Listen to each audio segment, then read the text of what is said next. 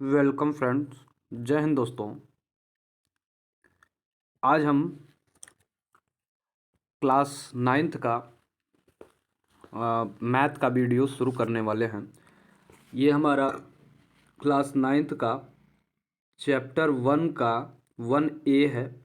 इसमें हम 1A के बारे में पूरा डिटेल में पूरा क्वेश्चंस हम करेंगे और डेली हमारा क्लास जो है शाम 6 बजे मैथ का डेली क्लास आने वाला क्लास नाइन्थ का। तो चैनल को लाइक करें, सब्सक्राइब करें और हमारे चैनल से जुड़ें क्लास नाइन्थ के मैथ के लिए। ठीक है, और सब्जेक्ट को भी पढ़ाए जाएंगे। तो अभी नाइन्थ का जो है पूरा सिलेबस पढ़ाया जाएगा। ठीक है, नाइन्थ और टेंथ दोनों पढ़ाए जाएंगे। तो आपको चैनल से जुड़िए और चैनल को लाइक कीजिए, सब्सक्राइब कीजिए और दोस्तों के पास शेयर कीजिए। लीजिए, क्लास नाइन्थ ए का पहला क्वेश्चन है। कह रहा 20 और 40 के बीच समस्त सम धन पूर्णांकों को लिखिए। तो धन पूर्णांक लेकिन कैसे हो? सम हो। सम का अर्थ क्या होता है जी? सम पूर्णांक वे पूर्णांक होते हैं जो क्या हो, दो से कट जाएं, यानी दो के विभाजक जो होते हैं, दो से कटने वाली जो संख्याएं होती हैं वही सम पूर्णांक होता है। आइए समझते हैं सम पूर्णांक के बारे में। तो 20 से 40 के बीच, यानी 20 को छोड़ के और 40, यानी 20 से ऊपर और 40 के बीच में कितनी सम पूर्णांक है उसको देखिए। तो देखिए 22, 24, 26, 28। एक चीज़ जान लीजिए, सम पूर्णांकों के बीच की मतलब दो सम पूर्णांकों के बीच का अंतर 2 होता है। वैसे देखिए 32, 34, दो दो का अंतर है 36 और 38। 40 के अंदर का ही पूछा है, तो ये हमारी 22, 24, 26, 28, 30, 32, 34, 36 ये हमारे क्या हो गए? बीच के सम पूर्णांक हो गए। आइए, कह रहा है 1 से 10 तक के अभाज्य संख्याएं।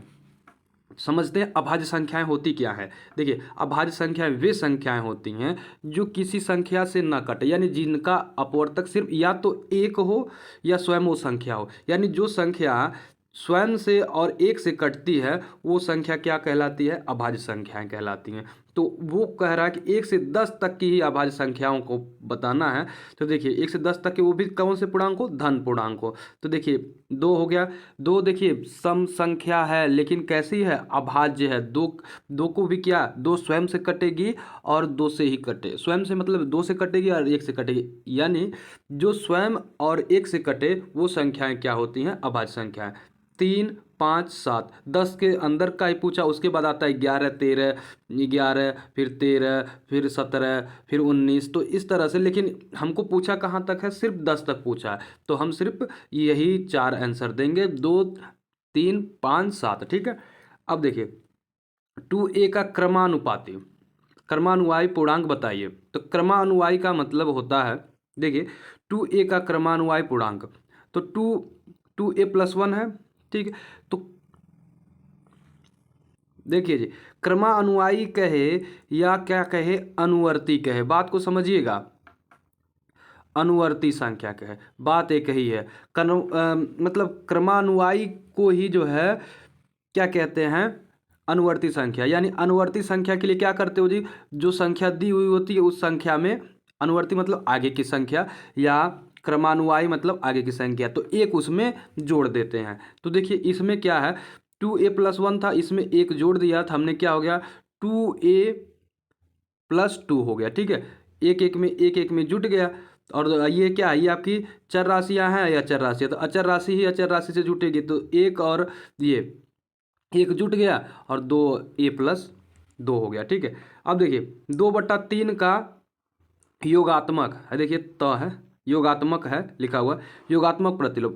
देखिए योगात्मक प्रतिलोम, किसी भी संख्या का योगात्मक प्रतिलोम पूछे तो संख्या तो वैसे ही लिखी जाएगी, बस उसका चिन्ह बदल जाता है। अगर वो प्लस में है तो माइनस में, माइनस में है तो प्लस में। तो देखिए 2/3 का योगात्मक प्रतिलोम क्या है जी? माइनस, देखिए -2/3। यानी योगात्मक प्रतिलोम ज्ञात करने के लिए -1 से हम गुणा करते हैं। तो -1 से अगर हम 2/3 में गुणा करेंगे तो देखिए, तो 2/3 तो प्लस का है, तो माइनस माइनस क्या हो जाएगा जी? प्लस का हो जाएगा। तो हमारा क्या हो जाएगा? -2/3 हो जाएगा करेक्ट आंसर। बात समझ में आया? आइए अगले क्वेश्चन को देखते हैं। अगला प्रश्न है, 5वां प्रश्न है, -5 का गुणात्मक प्रतिलोम बताइए। देखिए गुणात्मक प्रतिलोम का मतलब क्या होता है? जस्ट उल्टा, या गुणात्मक प्रतिलोम का मतलब ही क्या होता है? उल्टा कर देना। क्या कर देना जी? उल्टा। अक्षर को क्या कर दीजिए जी? उल्टा कर दीजिए, जो भी मतलब अंक है। देखिए 5 का गुणात्मक प्रतिलोम, तो 5 के बट्टे 1 लिख सकते हैं कि नहीं लिख सकते? -5 है तो बट्टे 1 लिख सकते हैं, यानी 5 के बट्टे 1 लिख सकते हैं, यहाँ माइनस है। तो जब गुणात्मक प्रतिलोम कहता है तो इसका उल्टा हो जाता है। उल्टा मतलब 1/5। चिन्ह तो आपका वही रहेगा, चिन्ह नहीं बदलेगा, तो -1/5 हमारा हो जाएगा। अब देखिए P + Q और P - Q का योगात्मक प्रतिलोम। अभी हमने बताया कि योगात्मक प्रतिलोम जब पूछता है तो चिन्ह क्या हो जाते हैं जी? बदल जाते हैं। देखिए P + Q का योगात्मक प्रतिलोम क्या होगा? माइनस, क्या होगा? माइनस से गुणा हो जाएगा। तो माइनस यहाँ पे देख रहे हैं, माइनस बाहर है, माइनस है, और P + Q है।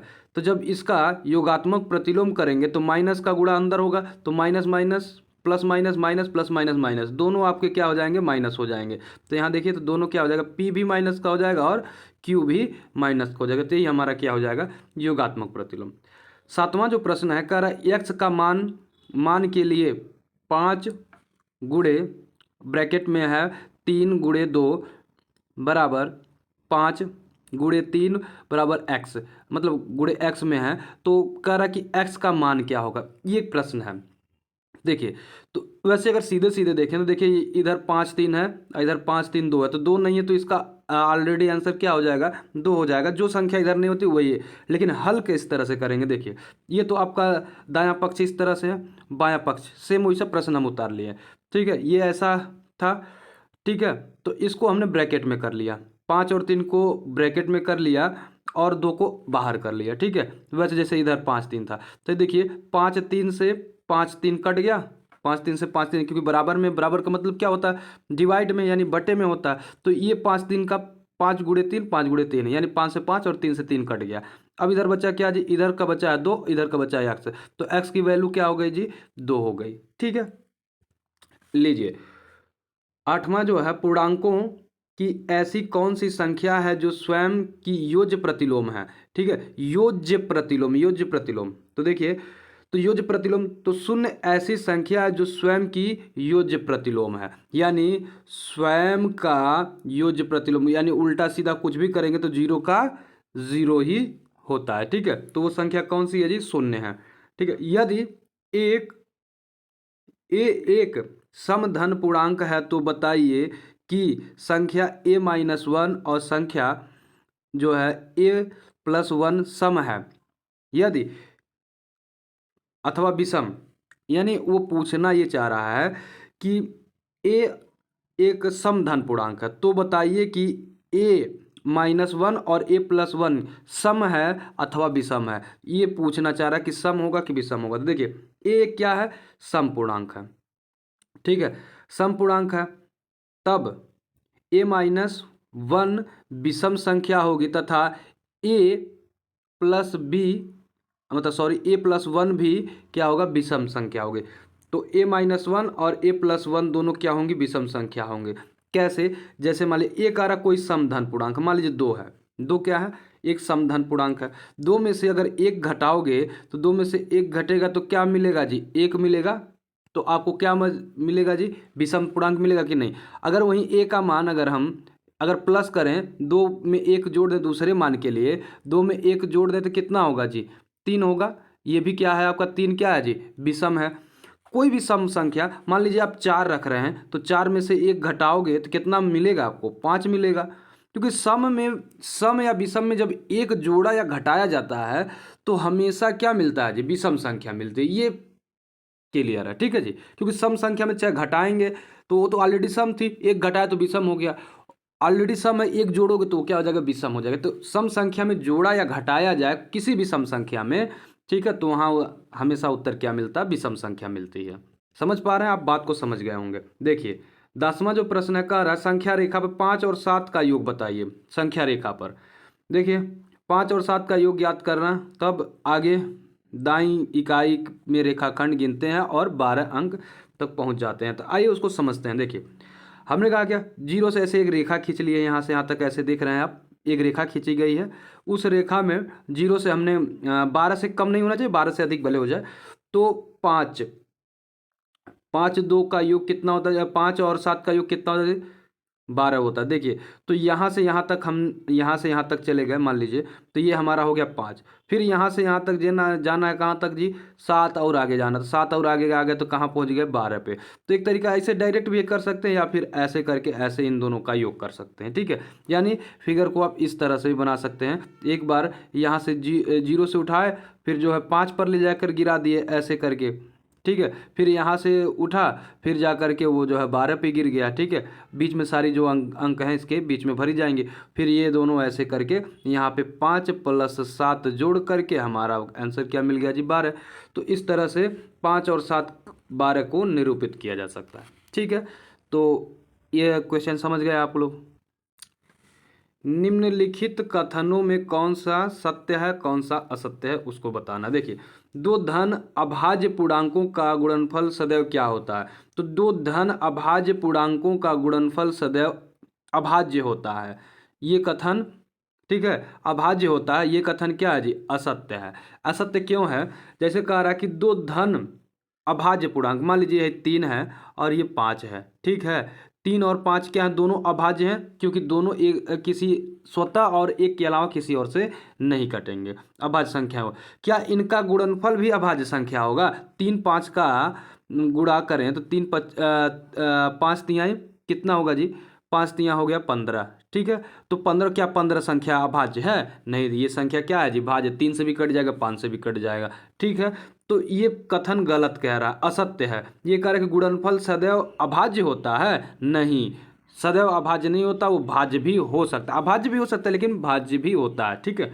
इसलिए ये कथन असत्य है, यानी पहला वाला तो गलत कह रहा। दूसरा, दो धन अभाज्य पूर्णांकों का योग सदैव अभाज्य होता है।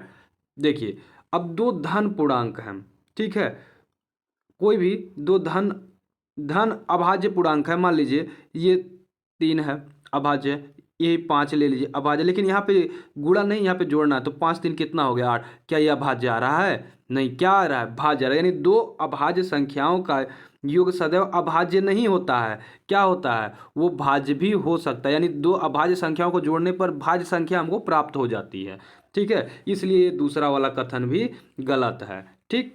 तीसरा जो है कह रहा है ए और बी कोई दो ऋण पूर्णांक हैं, ऋण मतलब माइनस वाले, तब ए प्लस बी भी सदैव ऋण पूर्णांक होगा, ठीक है। ये सही बात कह रहा है।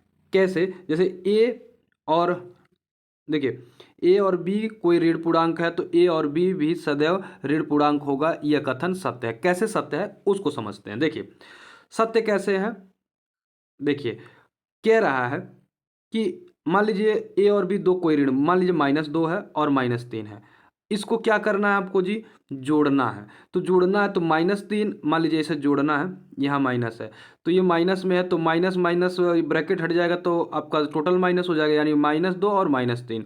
तो -2 -3 होगा कितना जी, 5, जोड़ रहे हैं ना, 5 होगा, लेकिन कैसा, माइनस का 5, तो ही तो ये कह रहा है कि ऋणात्मक पूर्णांक होगा। हाँ, तो ये सत्य कह रहा है, ठीक है। तो हमारा सी वाला जो है ये करेक्ट है। लीजिए 12 नंबर का जो क्वेश्चन है वो कह रहा है, यदि ए एक धन पूर्णांक हो तो दिखाइए कि ए संख्या ए गुणे जो है a+1 ब्रैकेट में a+2 और a+3 संख्या 24 से पूर्णतः विभाजित होगी। आइए समझते हैं इस संख्या को।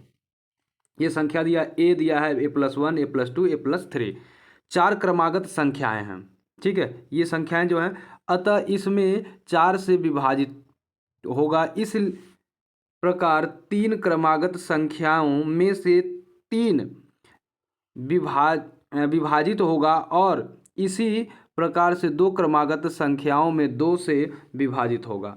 आइए समझते हैं। देखिए, 4 क्रमागत संख्याएं यानी a+1 a+2 a+3 यानी 4 क्रमागत संख्याएं हैं, तो 4 में कितने भाज्य संख्याएं होंगी जी, 4। 3 क्रमागत संख्याओं में कितने होंगे जी, 3। 2 क्रमागत संख्याओं में कितने होंगे जी, तो 2 संख्याएं भाजक होंगे। तो टोटल कितने हो जाएंगे, 4 तिया 12, 12 दूना 24, तो अर्थात 24 जो है पूर्णतः विभाजित हो जाएगा, ठीक है। आइए क्वेश्चन नंबर 13 देखते हैं। क्वेश्चन नंबर 13 कह रहा है कि ए एक सम धन पूर्णांक है और बी एक विषम धन पूर्णांक है, तो बताइए कि निम्नलिखित संख्याओं में से कौन सा सम होगा। तो देखिए ये जो संख्या दिया हुआ है ए स्क्वायर बी स्क्वायर और ए प्लस बी, ए गुणे बी और एक ब्रैकेट में ए प्लस बी और बी बाहर करके बी प्लस वन, तो कह रहा है कि ए क्या है, सम धन पूर्णांक है। ए को सम मान लीजिए कि ए क्या है, ए बराबर आपका 2 है, ये क्या हो गया सम धन पूर्णांक। अब बी विषम है तो बी बराबर मान लीजिए 3, कुछ भी मान सकते हैं आप, विषम मानना है 5 मान सकते हैं, 7 मान सकते हैं, 9 मान सकते हैं, कुछ भी मान सकते हैं। हम छोटी संख्या मान रहे हैं कि ए क्या है, ए एक सम है और बी क्या है आपकी विषम संख्या है। ठीक है, तो कह रहा है क्या कि बताइए, तो बताइए निम्नलिखित संख्या में कौन सम होगा। ठीक है, सम कौन कौन से होंगे, तो देखिए इसमें सम क्या क्या होंगे।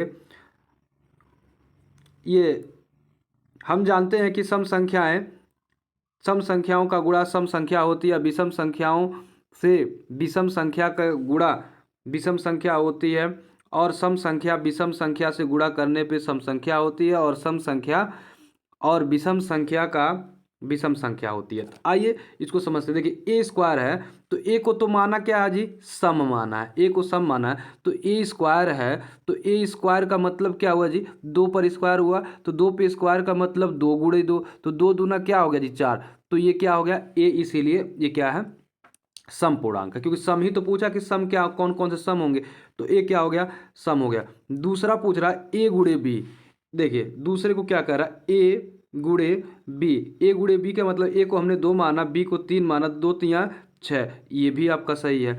अब देखिए ये ए गुणे बी, अब यहाँ पे दिया है ए, ये भी सही है। देखिए ए का मतलब ए बाहर है तो ए की जगह 2 रख लीजिए, 2 रख लिया, फिर ए अंदर 2 रख लिया, फिर प्लस 1 1 हो गया। ठीक है, तो 2 2 कितना होगा जी, हाई 2 दूना 4, यानी 2 और 1 जोड़ लें तो 3 हो गया, 3 का गुणा 2 में करेंगे तो 2 3 क्या हो गया जी 6 हो गया। तो ये भी सिद्ध हो रहा है कि ये भी, इसका भी मान क्या रहा सम आ गया, यहाँ भी 4 भी सम आ गया और ये भी 6 भी सम है।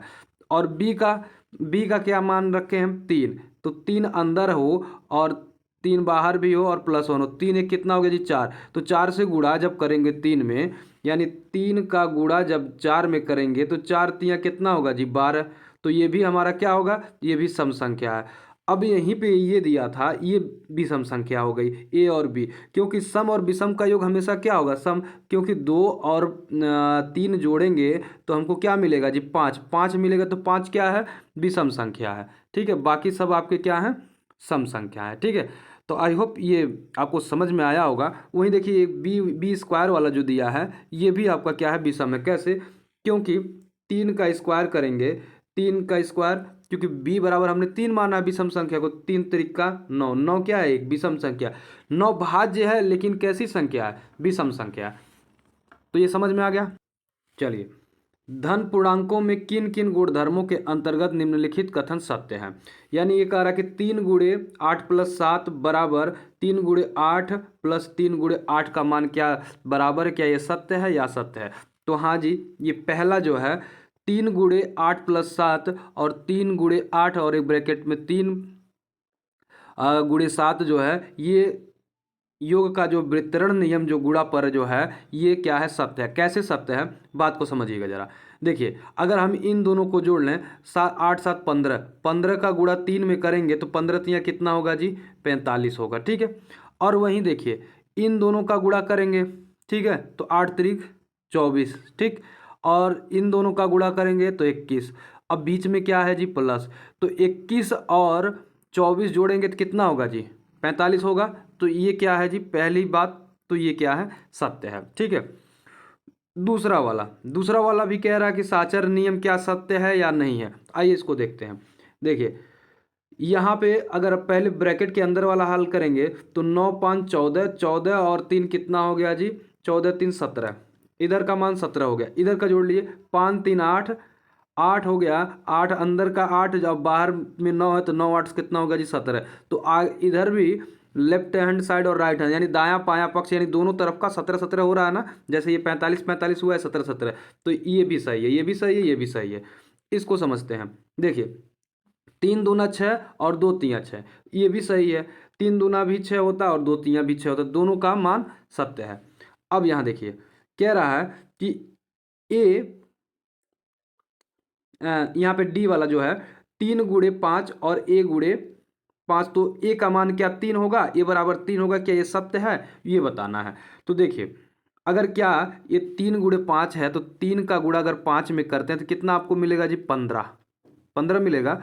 तो फिर वैसे ही कह रहा कि ए का मान अगर हम 3 रख दें, यानी 3 गुणे फिर 5 कर दें, तो क्या इसका मान उसके बराबर होगा कि नहीं होगा, तो इसका भी मान 15, यानी ए का मान 3 क्या है, वो सही। अगर 3 यहाँ पे रख देते हैं तब भी इसका मान दोनों पक्ष बराबर हो जाएगा, तो ये भी सही है। यानी इसके जो चारों ऑप्शन है चारों सही हैं। ठीक है, देख लीजिए यह गुणन के क्रम विनिमय नियम जो अभी बताएं कि ए बराबर 3, ये भी सत्य है, यानी सारे सत्य थे, वही चीज़ था। ठीक है, अब देखिए 15वां जो सवाल है, संख्या रेखा पर -5, -2, 0, 1, 2 और 5 को दर्शाइए। ठीक है, तो संख्या रेखा पर इनको दर्शाना है। चलिए जी, इसको समझिएगा जरा, इनको संख्या रेखा पे दर्शाना है। तो ऐसे आप एक सरल रेखा खींच लीजिए। ठीक है, -5 तक जाना है, मान लीजिए यहाँ पे आप आ गए -5, ठीक है, फिर -4, फिर -3, -2, फिर -1, फिर 0, फिर 1, 2, 3, 4, 5। ठीक है, 5 तक इधर चले जाइए, आप आगे भी जा सकते हैं। तो यहाँ देखिए -5, इसका कोई नाम दे दीजिए, मान लीजिए ए दे दीजिए। ठीक है, फिर -2 की बात कर रहा था, इसको मान लीजिए बी कह दिए। ठीक है, अब फिर 0 को भी कह रहा है, इसको मान लीजिए ओ, मान लीजिए वो बीच में है, यानी केंद्र मान लीजिए। ठीक है, क्योंकि केंद्र में आप सी डी कुछ भी मान सकते हैं। फिर कहा 1 को दर्शाइए, ए वाला यहाँ पे है जी, यहाँ पे इसका कुछ नाम दे दीजिए, पी क्यू आर, मान लीजिए पी दे दीजिए। ठीक है, और 2 को भी दर्शाना है, इसको क्यू कह दीजिए। ठीक है, और फिर 5 को दर्शाना है, इसको आर बोल दीजिए, कोई भी नाम दे सकते हैं। तो ये आपका संख्या रेखा पर प्रदर्शित हो गया। ठीक है, तो हमने चैप्टर 1 कंप्लीट किया। ठीक है, मिलते हैं नेक्स्ट वीडियो में चैप्टर 2 के साथ में।